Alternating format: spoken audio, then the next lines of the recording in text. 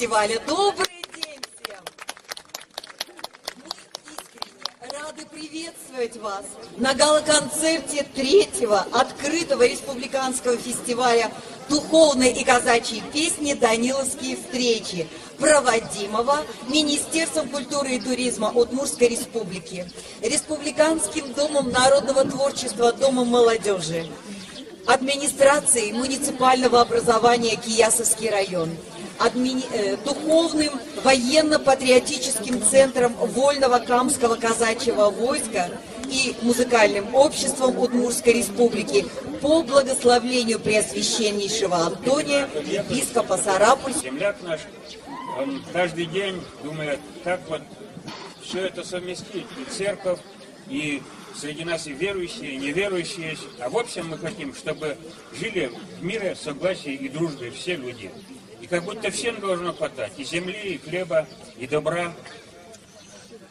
Мы стремимся к этому и, наверное, достигнем этого мира. Уважаемые соотечественники, Государственный совет Удмуртской республики горячо приветствует участников фестиваля.